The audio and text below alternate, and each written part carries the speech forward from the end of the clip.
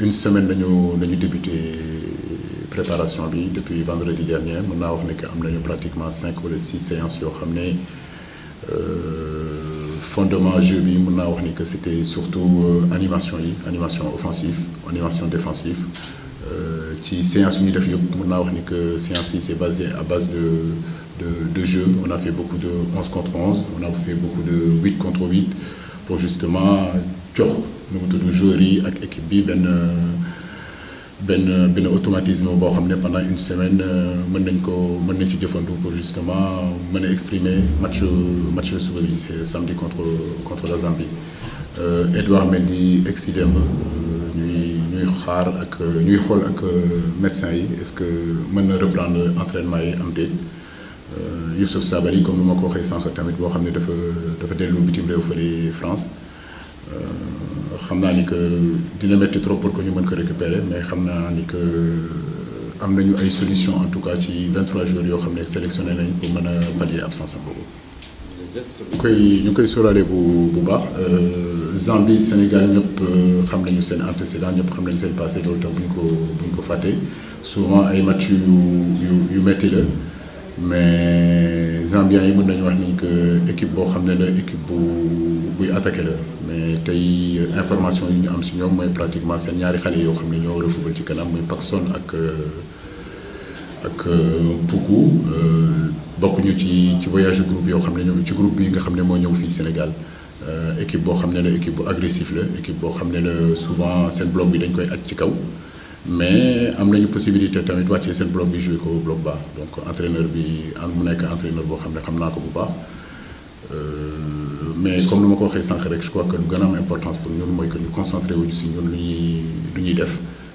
ñu dugg ci terrain bi ak personnalité bu rëy ak caractère bu rëy pour justement préparer suñu éliminatoire coupe du monde yi nga xam ne pour man suba la war a commencer ba pare. Am résultat bu baax boo xam ne sur le plan psychologique et sur le plan mental dinañu permettre ñu attaquer match officiel yi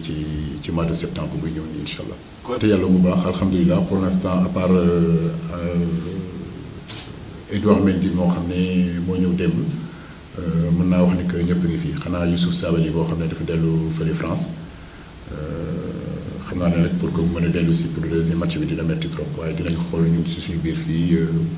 nan lañu mënee pallier ci absence yu Youssouf Sabaly boobu mën naa wax ni que infirmerie bi pratiquement kenn nekkatu fa am nañu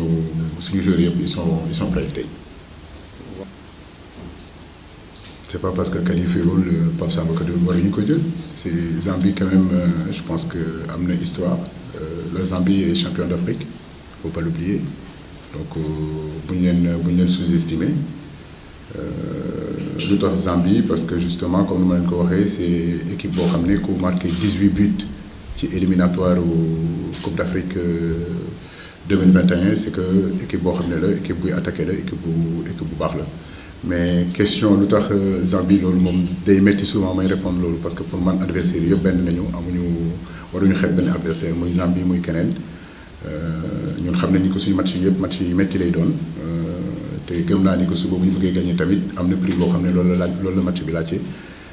te dañ ko war a def prix boobu dañ ko war a joxe pour justement gagner match bi. Pikine TFC ñaari équipe yoo xam ne xam naa leen bu baax xam naa ñëpp xam nañu sama relation ak Youssou donc démb journée de repos la woon ñu fas yéene woon dem seetaani match bi rek mais. ñan ñoo nekkoon ci terrain 22 acteurs yëpp mën naa wax ni que xam naa leen bu baax donc spectacle bi nekkoon ci tribune yi spectacle bi nekkoon ci terrain bi tamit mais di féliciter ñaari entraîneurs yi di féliciter ñaari club yi yëpp ci seen taxawaay ak ambiance bu amoon vraiment ci stade bi loolu ça prouve tamit que suñu supporters yi nga ca gaalama bu ñu ñëwee ci stade bi équipe yi day gën a taxaw suba foog naa dinañ teew parce que. léegi ubbi nañu bunte yi bu ko supporters yi ñëw te loolu foog naa plus boo xam ne la